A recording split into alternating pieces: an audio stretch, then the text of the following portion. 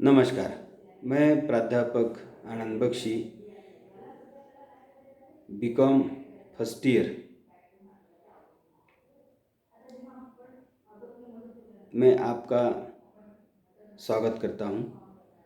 प्यारे विद्यार्थियों, BCom first year में गुंजन नाम की जो किताब हमको पाठ्यक्रम में है, उस किताब में एक कहानी है जिसका नाम है मोटर के छींटे। इसके लेखक है मुंशी प्रेमचंद। ये उपन्यास सम्राट के नाम से भी ये जाने जाते हैं। तो उनके द्वारा रचित ये कहानी है मोटर के छींटे।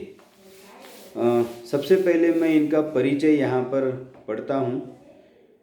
इस परिचय में से भी आपको अति लघुत्तरी प्रश्न पूछे जा सकते हैं, जैसे प्रेमचंद का जन्म कब हुआ, उनका पूरा नाम क्या था। इस तरह के प्रश्न आपको अति लघुत्तरी में पूछे जा सकते हैं। तो ये परिचय आपके बहुत काम का है।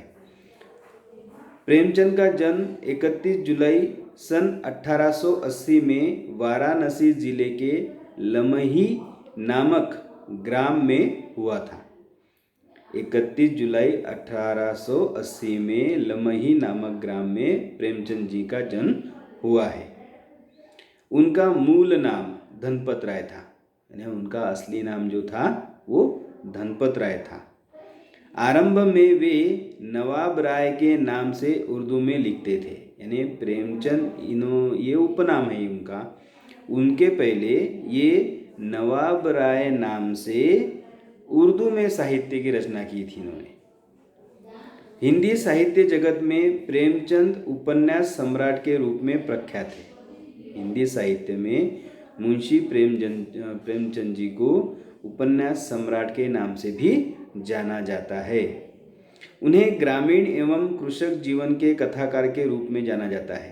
यानी उन्होंने जितना भी साहित्य जो लिखा है, साहित्य की जो रचना की है, उसमें जो परिवेश बताया गया है वो है ग्रामीण एवं कृषक जीवन का, यानी गांव और गांव में रहने वाले किसानों का वर्णन उन्होंने अपने हिंदी साहित्य में ज़्यादातर किया है। उन्होंने भारतीय समाज में व्याप्त आर्थिक एवं सामाजिक विषमता को निकटता से देखा था। यानी भारतीय समाज में जो अमीर और गरीबी की जो ये अवस्था है, इस अवस्था को उन्होंने बहुत नज़दीकी से इसका निरीक्षण किया है। उन्होंने जो कुछ लिखा वह समाज का यथार्थ चित्रण है। यानी उन्होंने साहित्य में जो कुछ लिखा, साहित्य रचना जो उन्होंने की है, वो समाज के यथार्थ का वर्णन उन्होंने अपने साहित्य में किया है। उन्होंने समाज के सभी वर्गों को अपनी रचनाओं का विषय बनाया। यानी समाज में जितने भी वर्ग है, उन सभी वर्गों को उन्होंने अपने साहित्य में स्थान दिया है। उन्होंने शोषक और शोषित वर्ग के लोगों एवं समाज का व्यापक चित्रण किया है। अपने साहित्य में उन्होंने समाज का जो शोषक और शोषित वर्ग है, इन दोनों वर्गों का वर्णन उन्होंने अपने साहित्य में किया है। उनके प्रमुख उपन्यासों में, यानी उन्होंने जो उपन्यास लिखे हैं, उन उपन्यासों में प्रमुख उपन्यासों में सेवा सदन, प्रेमाश्रम, रंगभूमि, कायाकल्प, निर्मला, प्रतिज्ञा, गबन, कर्मभूमि, गोदान एवं मंगलसूत्र ये जो उपन्यास है, ये उनका अपूर्ण है, ये आधा ही उन्होंने लिखा था। ठीक है, तो इतने उपन्यास उन्होंने लिखे हैं। उनकी कहानियों का संग्रह मानसरोवर के 8 भागों में संकलित है। यानी उन्होंने जो कहानी लिखी है, उन कहानियों का जो संग्रह है, ऐसे 8 है। उस कहानी संग्रह का नाम है मानसरोवर। तो ऐसे 8 मानसरोवर है जिनमें उनकी सारी कहानियाँ प्रकाशित हुई है।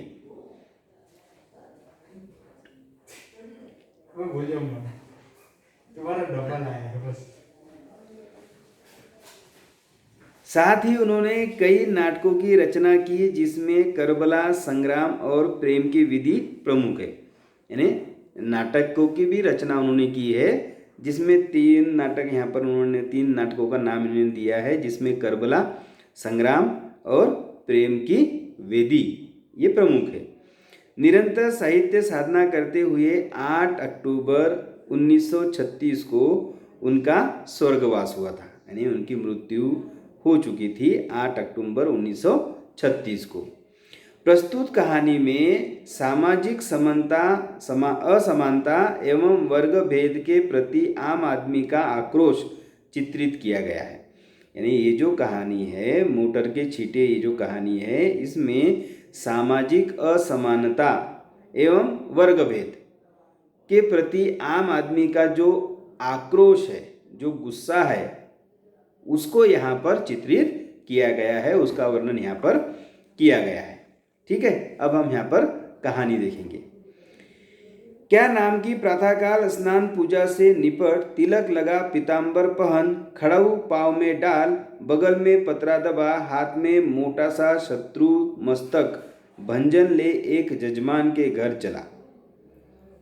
यानी पंडित जी जो है सुबह सुबह की प्रातःकाल की उन्होंने स्नान वगैरह की, पूजा वगैरह किया और तिलक वगैरह लगाकर, पीताम्बर पहन यानी पीला वस्त्र पहनकर, पाँव में खड़ाऊ मतलब तब लकड़ी की जो चप्पल होते थे वो खड़ाऊ डालकर, बगल में पतरा दबा यानी बगल में जो बैठने का जो पतरा है वो दबाकर, या फिर पढ़ने की जो किताब है वो दबाकर, हाथ में मोटा सा शत्रु मस्तक भंजन ले, यानी हाथ में वो जो उनका साधु संतों के पास में जो रहता है वो लेकर वो जजमान के घर यानी किसी व्यक्ति के घर पर वो पूजा पाठ करने के लिए निकल पड़ते हैं। विवाह की साहित्य विचारनी थी, यानी विवाह की शायद वो तारीख या निकालने की थी, या फिर वो मुहूर्त निकालने का था। कम से कम एक कलदार का डौल था, यानी कम से कम एक कलदार वहाँ पर उनको मिलने वाले थे, ऐसा उनका मानना था। जलपान ऊपर से और अच्छा सा भोजन उसके ऊपर, यानी अच्छे से भोजन के साथ में एक कलदार उनको मिलने वाला था। और मेरा जलपान मामूली जलपान नहीं है। और ये जो पंडित जी है ये स्वयं ये मानते हैं कि मेरा जलपान ये मामूली जलपान नहीं है। बाबुओं को तो मुझे निमंत्रित करने की हिम्मत ही नहीं पड़ती, यानी मध्यम वर्ग के, गरीब को तो छोड़ो, मध्यम वर्ग के जो लोग हैं वो तो इन पंडितों को अपने घर पर बुलाते ही नहीं हैं, क्योंकि इनका जलपान कोई सादा जलपान नहीं है। इनको मतलब खाने पीना मतलब सादा इनका भोजन नहीं है, इनको भोजन के लिए भी अच्छे अच्छे पकवानों की आवश्यकता होती है। अच्छे अच्छे पकवान बनाकर इनको खिलाना पड़ता है, तभी ये खुश होते हैं। इस विषय में तो हम अपने सेठों साहूकारों के कायल हैं, यानी इसीलिए इन पंडितों को, इस पंडित को साहूकार और सेठ लोग ही अपने घर पर बुलाते हैं किसी पूजा पाठ या कार्यक्रम के लिए। ऐसा खिलाते हैं और इतने खुले मन से कि चोला आनंदित हो उठता है।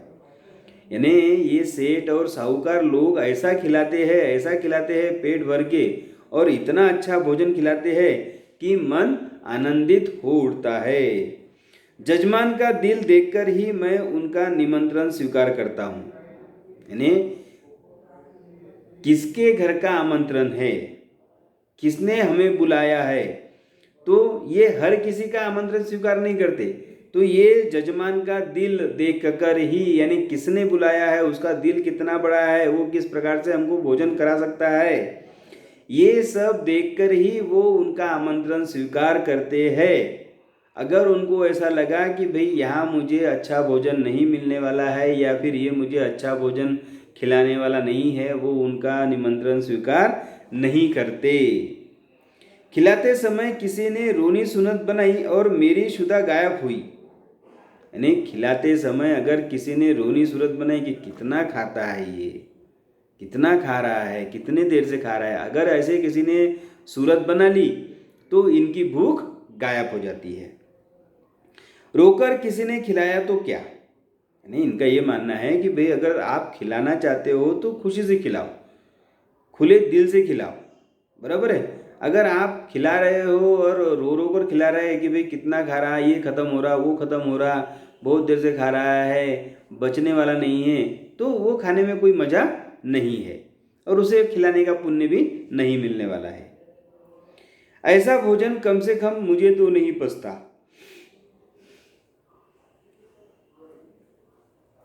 यानी पंडित जी यहाँ पर ऐसा बोलते हैं कि भाई ऐसा भोजन, ऐसा अगर हमको किसी ने भोजन कराया तो वो तो मुझे नहीं पचता, कम से कम मुझे तो नहीं पचता। जजमान ऐसा चाहिए कि ललकारता जाए, यानी जजमान ऐसा चाहिए, खिलाने वाला ऐसा चाहिए कि जो ललकारता जाए, जो बोलता जाए, लो शास्त्री जी एक बालूशाही और लो, यानी ऐसा होना चाहिए कि भाई लो और एक बालूशाही लो, और मैं कहता जाऊँ नहीं जजमान अब नहीं, और मैं ये कहता जाऊँ कि नहीं अब मुझे नहीं चाहिए, लेकिन वो खिलाता ही जाए। इस प्रकार का जजमान चाहिए।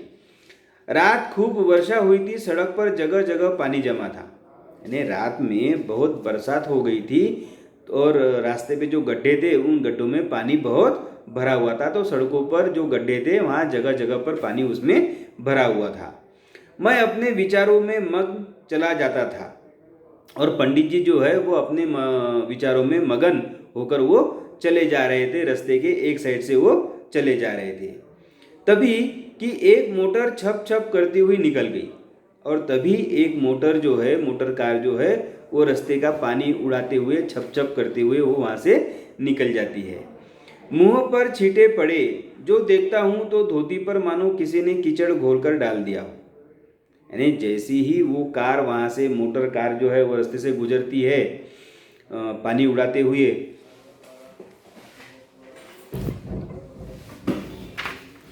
पानी उड़ाते हुए, तो वैसे ही उनके कीचड़ जो है वो उनके चेहरे पर और उनके कपड़ों पर कीचड़ उसका उड़ जाता है।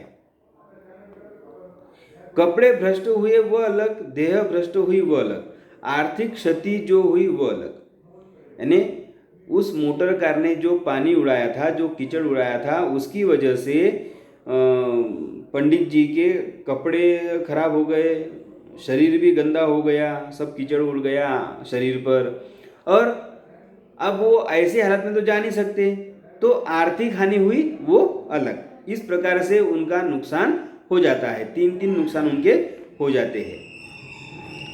अगर मोटर वाले को पकड़ पाता तो ऐसी मरम्मत करता कि वे भी याद करते। यानी वो मोटर छप छप करती, पानी उड़ाकर कीचड़ उड़ाकर, तो वो वहाँ से चले गई। तो पंडित जी ये बोलते अगर मैं उस मोटर वाले को पकड़ता तो ऐसी मरम्मत करता कि वो देख पाता, यानी हमेशा याद रखता।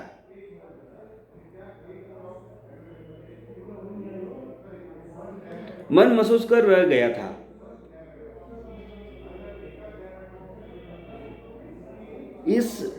इस वेश में जजमान के घर तो जा नहीं सकता था, अपना घर भी मील भर से कम न था।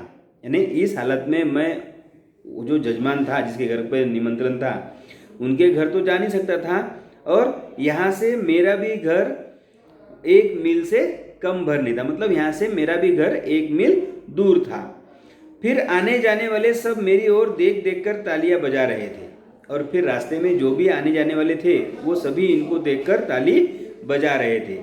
ऐसी दुर्गति मेरी कभी नहीं हुई थी, अब क्या करोगे। यानी ऐसी हालत इसके पहले मेरी कभी नहीं हुई थी, मतलब इधर भी नहीं जा सकता और इधर मेरा घर बहुत दूर है, और रास्ते के लोग मुझे देख देख कर ताली बजा रहे थे, हंस रहे थे। अब क्या करोगे, घर जाओगे तो पंडिताइन क्या कहेंगी। यानी ऐसी हालत में अगर मैं घर जाऊंगा तो पंडिताइन क्या कहेंगी, वो भी मुझ पर चिढ़ेंगी या फिर हंसेंगी, मेरा मजाक उड़ाएंगी, ऐसा वो सोचते हैं। मैंने चटपट अपने कर्तव्य का निश्चय कर लिया, इधर उधर से 10-12 पत्थर के टुकड़े बटोर लिए और दूसरी मोटर की राह देखने लगा। अब क्या करना, ऐसा करते करते उन्होंने जल्दी से एक निर्णय ले लिया, और उस निर्णय के अनुसार उन्होंने क्या किया कि जल्दी से आजू बाजू से, नज़दीक से उन्होंने 10-15 पत्थर जो है वो जमा करके रख लिए और दूसरी मोटर की वो रास्ता देखने लगे। ब्रह्म तेज सिर पर चढ़ बैठा, यानी वो गुस्से से बहुत लाल पीले हो रहे थे, उनको बहुत क्रोध आ रहा था। अभी 10 मिनट भी न गुजरे होंगे कि एक मोटर आती हुई दिखाई दी। यानी इस घटना को अभी 10 मिनट भी नहीं हुए होंगे तो एक मोटर कार जो है वो उधर से वापस आती हुई दिखती है, यानी एक रास्ते से आती हुई वो दिखती है, उनको नज़र आती है। ओह, वही मोटर थी। यानी उस मोटर को देखकर पंडित जी ये समझ गए थे कि ये मोटर वही थी जिसने मेरे शरीर को गंदा किया और मेरे कपड़ों को भी इन्होंने गंदा किया, ये वही मोटर है। शायद स्वामी को स्टेशन से लेकर लौट रही थी, तो शायद वो स्टेशन पे उनके मालिक आए होंगे, तो उस मालिक को वो लेकर आ रही थी। ज्यों ही समीप आई मैंने एक पत्थर चलाया, भरपूर जोर लगाकर चलाया। यानी ज्यों ही वो मोटर कार नज़दीक आती है, समीप आती है, वैसे ही वो पुजारी क्या करता है, एक पत्थर जो है वो पूरी ताकत से उस मोटर की तरफ फेंकता है। साहब की टोपी उड़कर सड़क से उस बाजू पर गिर गई और वो पत्थर जाकर साहब की टोपी पर लगता है और वो टोपी जो है उड़कर उनके सर से उड़कर वो रास्ते के दूसरे साइड में गिर जाती है।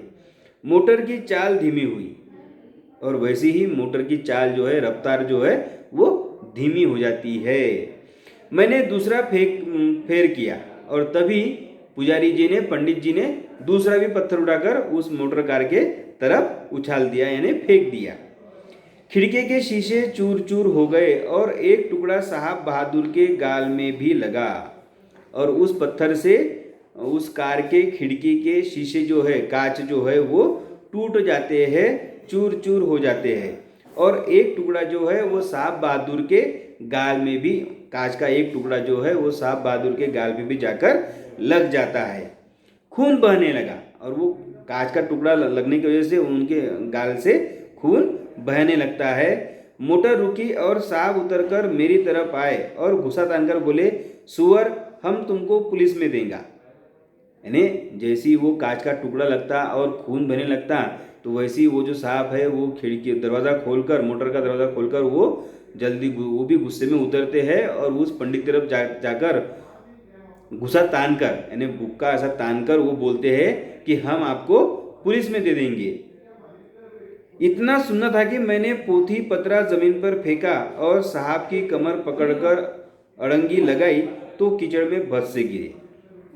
यानी जैसे ही साहब ने उनको गुस्सा बताकर और सुअर की गाली देकर बोलते हैं, वैसे ही पंडित जी क्या करते हैं, अपने साथ में बगल में जो पतरा वगैरह था वो बाजू में फेंक देते हैं और उनको दोनों हाथ से उनकी कमर पकड़कर अड़ंगी मतलब उनको अटका लेते हैं और वैसे ही वो कीचड़ में गिर जाते हैं, धम से वो गिर जाते हैं। मैंने चट सवारी गाठी और गर्दन पर एक 25 रद्दे ताबड़तोब जमाए कि साहब चौंधिया गए। और जैसे ही वो जो साहब है वो कीचड़ में गिरता है, वैसे ही वो पंडित जो है उनके छाती पर बैठकर उनके गालों पर 25 चमाटे वो जड़ देते हैं, जिसके वजह से साहब बेहोश हो जाते हैं। इतने में उनकी पत्नी जी उतर आई और इतने में उनकी पत्नी भी कार से उतरकर नीचे आ जाती है। ऊंची एड़ी का जूता, रेशमी साड़ी, गालों पर पाउडर, होठों पर रंग, भौहों पर स्याही। यानी उन्होंने जो चप्पल पहनी थी, जो जूती पहनी थी वो ऊंची एड़ी वाली और रेशमी साड़ी पहनी थी, गालों पर बहुत सारा पाउडर लगा हुआ था, होठों पर होठ पॉलिश जो बोलते रंग वो लगा हुआ था, भौहों पर स्याही, यहाँ पर भी जो वो काजल वगैरह तुम क्या लगाते लड़कियाँ वो लगी थी। मुझे छाते से गोदने लगी। यानी अब वो अंग्रेजी मेम, उनके पास में वो छाता हमेशा होता है, तो वो छाते से ऐसा उनको टोसने लगी पुजारी को। मैंने साहब को छोड़ दिया और डंडा संभालता हुआ बोला, देवी जी आप मर्दों के बीच में न पड़े, कहीं चोट चपेट आ जाए तो मुझे दुख होगा। यानी वो बोलते हैं कि भाई ये अपनी संस्कृति के, भाई हम महिलाओं पर हाथ नहीं उठाते। तो वैसे ही पंडित जी ने भी बोला कि भाई देवी जी आप हमारे मर्दों के बीच में मत बोले, यानी आदमी के बीच में महिलाओं का बोलना ठीक नहीं है। अगर आपको चोट चपेट आ गई, धक्का बुक्का लग गया और आपको अगर चोट आ गई तो मुझे बहुत इसका दुख होगा। इस प्रकार से पंडित जी उस महिला को ताकीद देते हैं, उसे बोलते हैं कि भाई आप हमारे मर्दों से अलग ही रहिए। ठीक है, इसका अगला पार्ट हम नेक्स्ट इसमें देखेंगे।